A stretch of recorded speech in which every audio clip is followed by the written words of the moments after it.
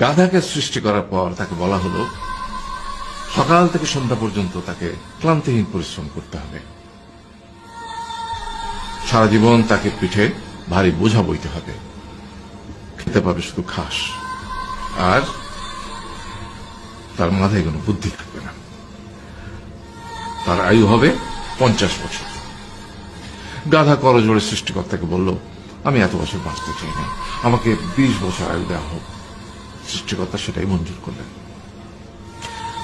কুকুরকে যখন সৃষ্টি করা হলো তখন তাকে বলা হলো যে সে হবে মানুষের সবচেয়ে বড় বন্ধু, কিন্তু সে খাবে মানুষের উচ্ছিষ্ট, এবং তার আয়ু হবে 30 বছর। কুকুর সৃষ্টিকর্তাকে বলল, আমি এত বছর বাঁচতে চাই না, আমাকে 15 বছর আয়ু দেওয়া হোক। সেটাই মঞ্জুর করা হলো। এরপর বানরকে বলা হলো, তুমি শুধু গাছের এ ডাল থেকে ও ডালে ঝুল খাবে এবং নানান রকম ফন্দি ফিকির করে মানুষকে আনন্দ দিবে, তোমার আয়ু হবে 20 বছর। মানুষ বলল, আমি 20 বছর বাঁচতে চাই না, আমাকে 10 বছর দেওয়া হোক।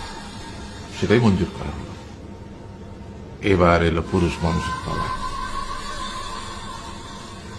তাকে বলা হলো যে তুমি হলে প্রাণীগুলোর মধ্যে সবচেয়ে বিচক্ষণ এবং বুদ্ধিমান, সেই জন্য তোমাকে প্রাণীদের শিরোমণি করা হলো এবং তোমার আয়ু হবে 20 বছর।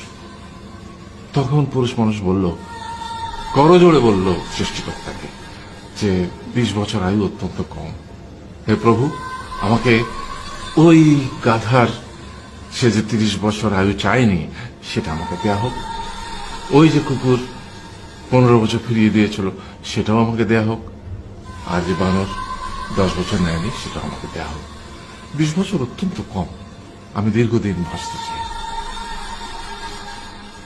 সৃষ্টিকর্তা সেটাও মঞ্জুর করলেন। তারপর কি হলো? সেই থেকে ছেলেরা পুরুষ মানুষ হিসেবে বাঁচে 20 বছর, তারপরের 30 বছর সংসারের বোঝা পিঠে করে বয়ে বেড়ায়, সেটা কার মতো? গাধার মতো। তারপরের 15 বছর সে তার ছেলে মেয়েরা যা দেয় সেই রকম ঠিক কুকুরের মতো উচ্ছিষ্ট খেয়ে বাঁচে। আর তারপরে বৃদ্ধ বয়সে ঠিক বানরের মতো, যেমন গাছের এডাল থেকে ওডাল ঝুল খায় বানর, তেমনি এই ছেলের বাড়ি থেকে ওই ছেলের বাড়ি, আর নানান রকম ফন্দি ফিকির করে তার নাতি নাতনিদের আনন্দ দেওয়ার চেষ্টা করে।